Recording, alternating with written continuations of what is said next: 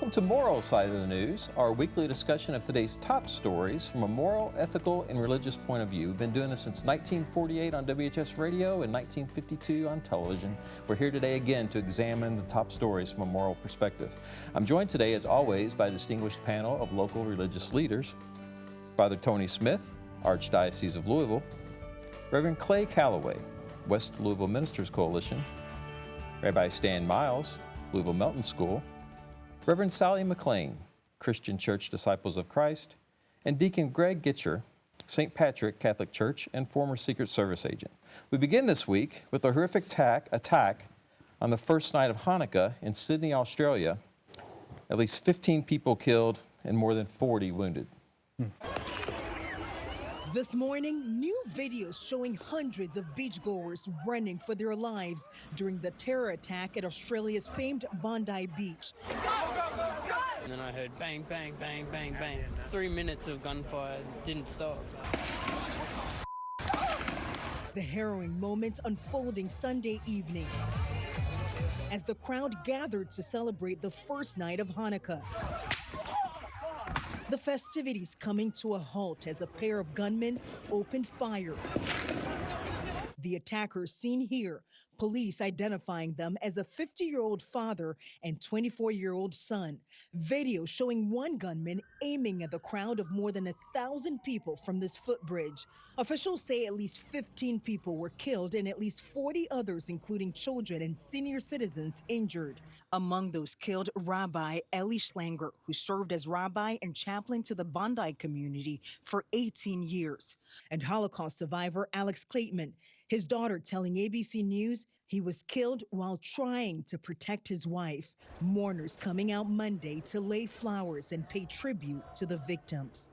Multiple city blocks appear frozen in time. There are dozens of vehicles and rental bikes abandoned behind the police tape. Amid the sheer chaos, a moment of bravery. A bystander rushing one of the gunmen from behind, managing to pry the gun from his hands before turning it on the suspect. The injured hero identified as Ahmed Al-Ahmed. We saw like maybe six bodies like falling down. The first guy got a lot of people actually, and the second guy on the bridge, he had like a sniper, so he was like more precise in his shooting.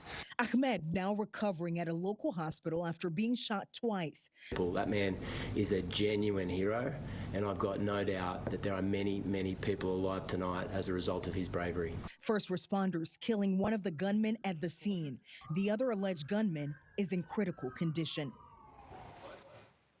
So I know as I woke up Sunday morning and this news happened overnight in our time here, Eastern time, I immediately thought of you, Stan, and your congregation and Galia, and on the Hanukkah starting that day, and it hadn't happened yet here that Sunday, the start of Hanukkah here, and the thoughts that you must have about that. Well, as this program is first presented, it is the seventh day of Hanukkah. We will tonight, Sunday night, we will light the 8th and last Hanukkah candle at sundown. And it's one of these things that I'm saddened, but far from surprised. There's the old saying that we know as kids, sticks and stones will break my bones, but words will never hurt me. Wrong. Nonsense. It doesn't start with people being massacred on a beach. It starts with words. It starts with words of hate. It starts with words of marginalization. It starts with words of anti-Semitism. And this is the outcome. And sadly, for the last 8 years or so, this has become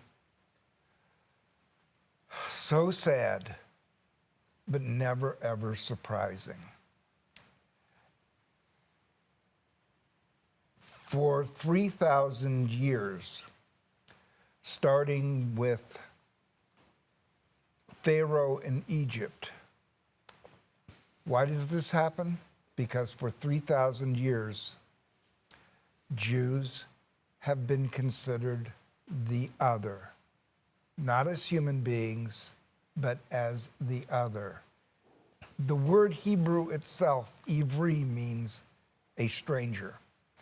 And I think we, the world, need to understand that the words of the Bible are so real.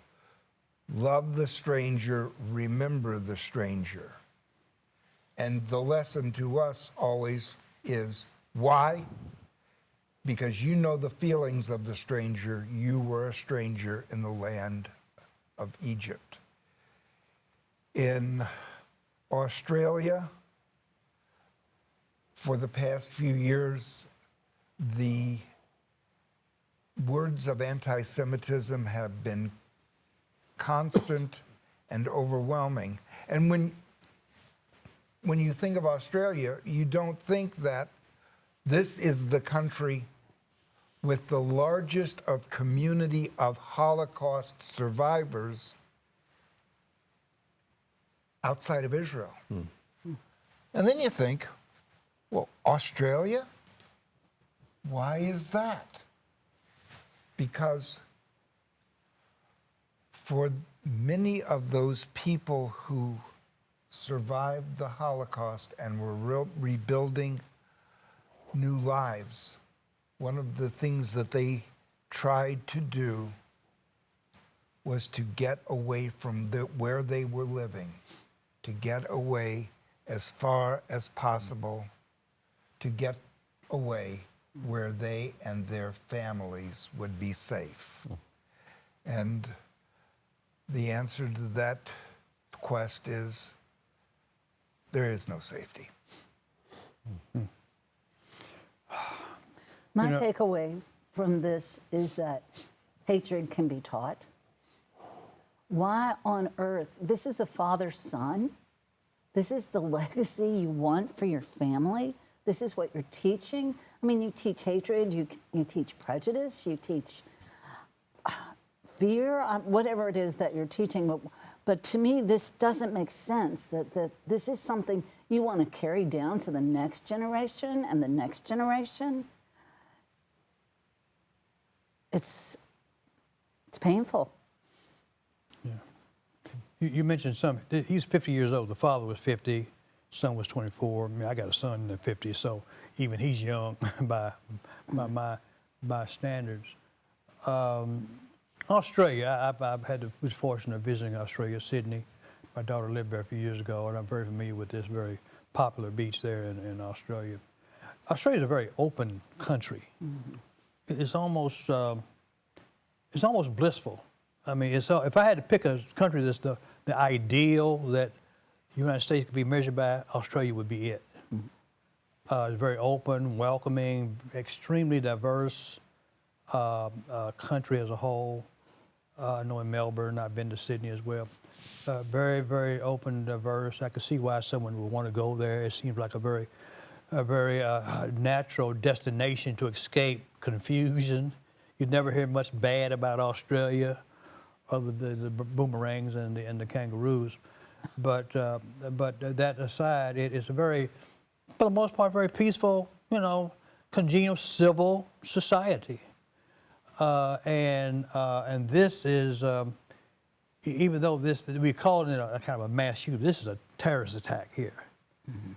They don't have many all-American mass shootings in Australia like we have here. Very few, very rare to have that kind of mass shooting in Australia.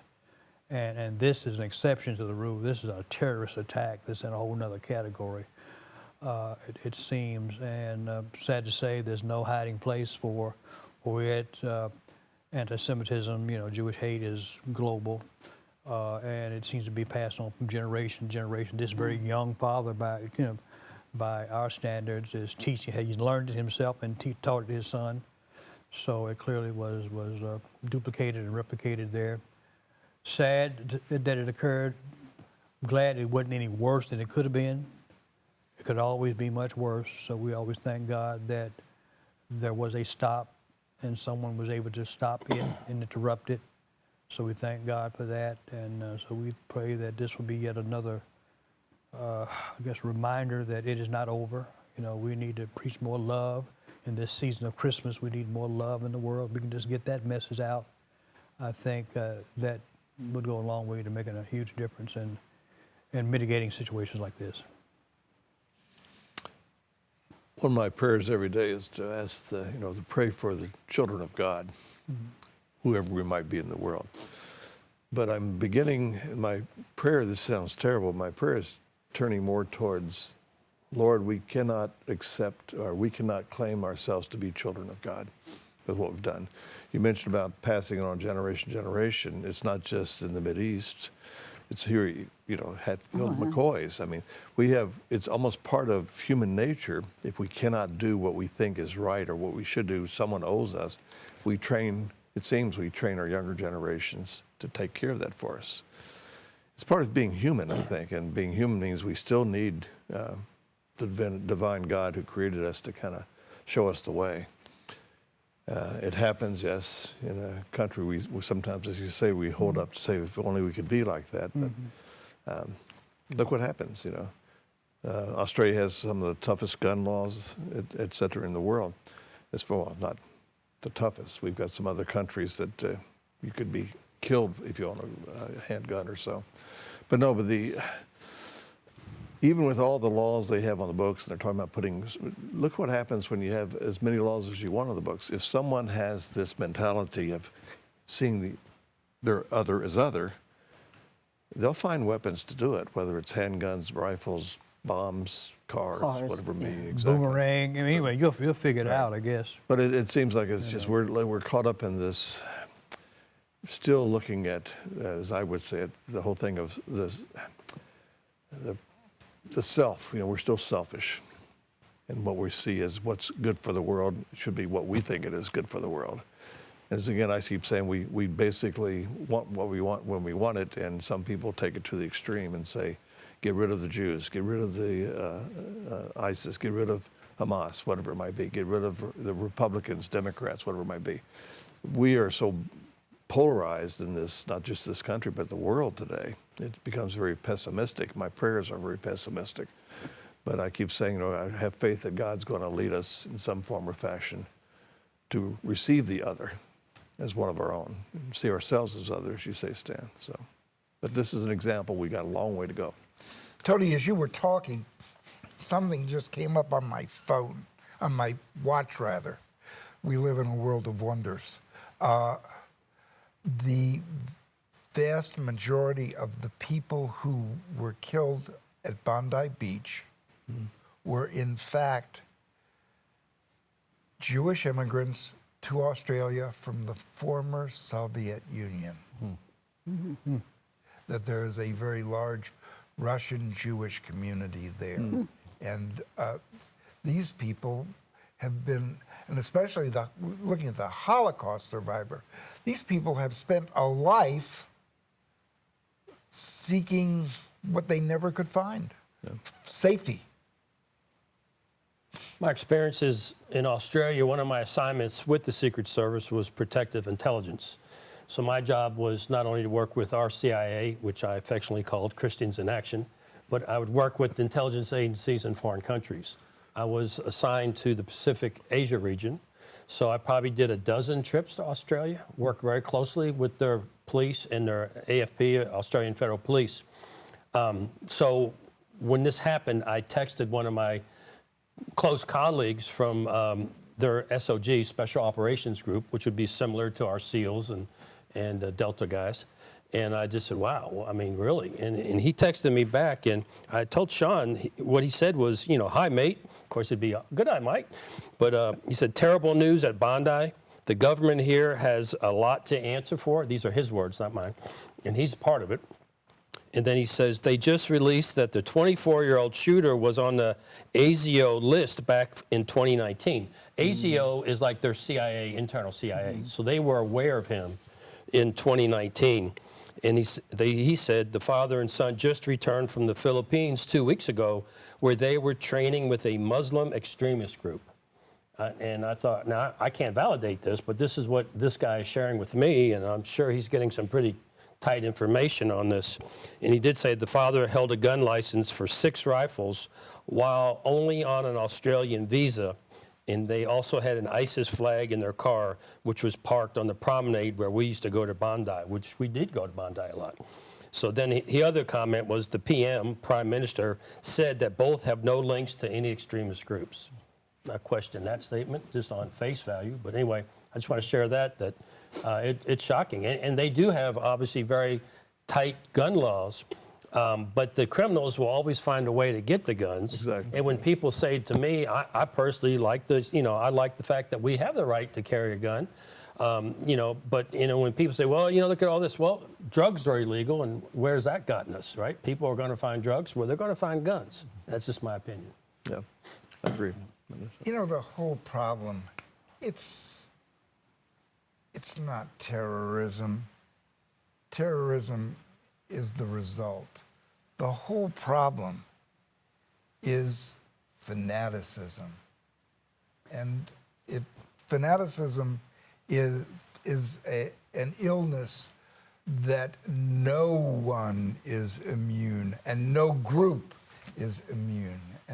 But when it happens and it metastasizes, then you see Bondi Beach, you see 9/11 at the World Trade Center, you see any number of events where there violence and human suffering.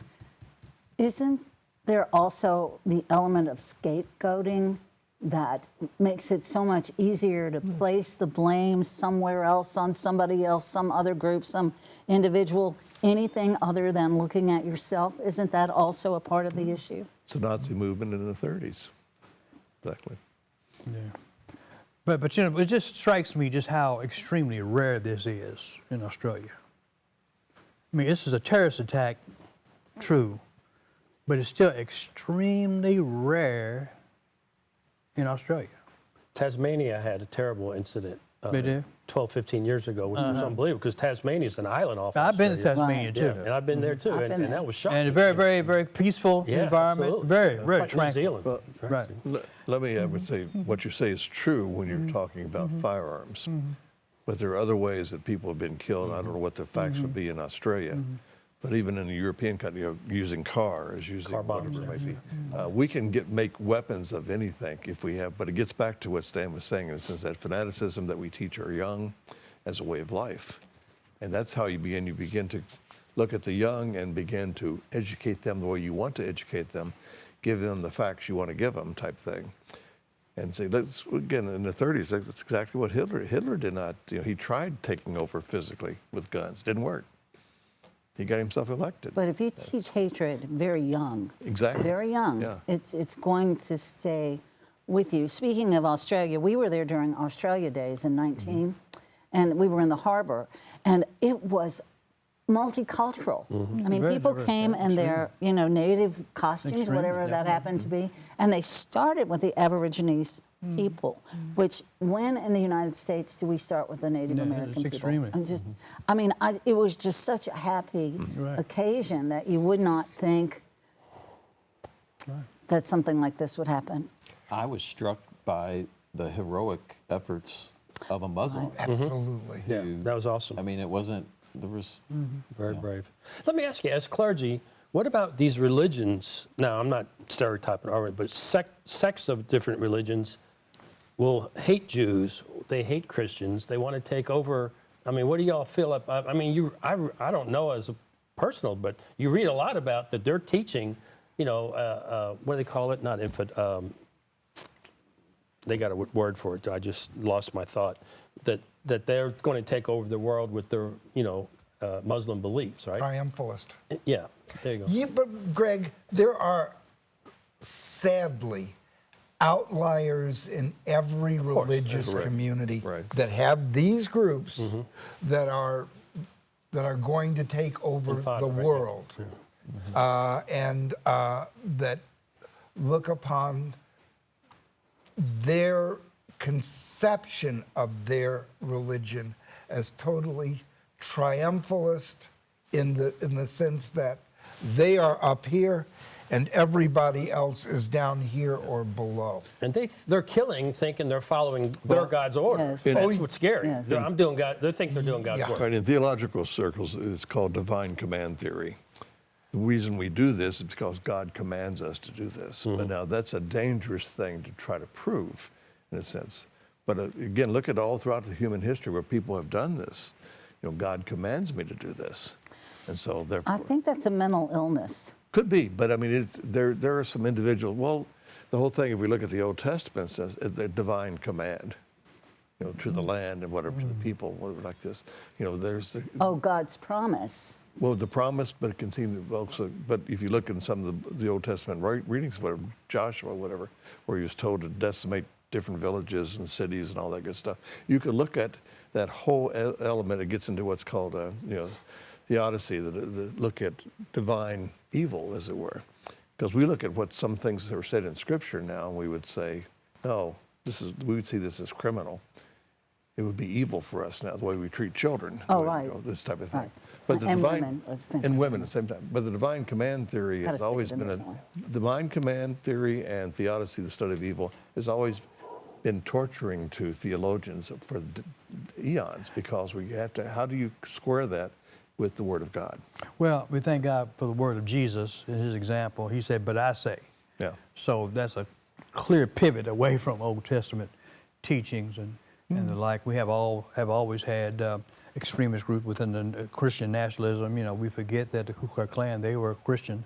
They weren't burning a cross, they were lighting a cross. So it was their intent to light the world through their brand of Christianity. Yeah. So we've always had extremist sects operating very, very active in America to this very day. Correct, yeah. They're just as dangerous as any extremist religion around the world. So we have homegrown versions of that right now. So I think that the ethic of Christ, in my view, is the way to go. There's no substitute for love thy neighbor as thyself. Doing others, you have them doing you. That's a golden rule. I think that will go a long way to lighting the way we treat one another, strangers and neighbors alike.